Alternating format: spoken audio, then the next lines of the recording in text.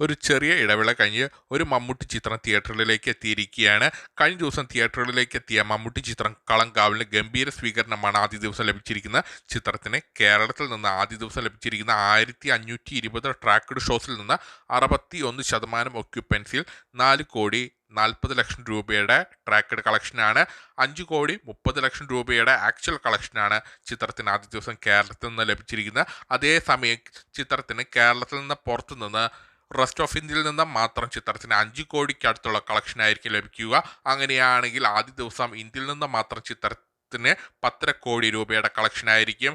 ഓവർസീസിലും ഗംഭീര പ്രകടനമാണ് ആദ്യ ദിവസം കാഴ്ചവെച്ചിരിക്കുന്നത്. 5 കോടിക്ക് മേലെയുള്ള കളക്ഷൻ ഓവർസീസിൽ നിന്ന് മാത്രം ലഭിക്കുമെന്നാണ് വിലയിരുത്തുന്നത്. അങ്ങനെയാണെങ്കിൽ ആദ്യ ദിവസം വേൾഡ് വൈഡ് 16 കോടിക്ക് മേലെയുള്ള കളക്ഷൻ ആയിരിക്കും ചിത്രം കരസ്ഥമാക്കാൻ പോകുന്നത്. കേരളത്തിൽ നിന്ന് മാത്രം ചിത്രം ആദ്യ 3 ദിവസം കൊണ്ട് 17 കോടിക്കടുത്തുള്ളൊരു ഗ്രോസ് കളക്ഷനാണ് പ്രതീക്ഷിക്കുന്നത്.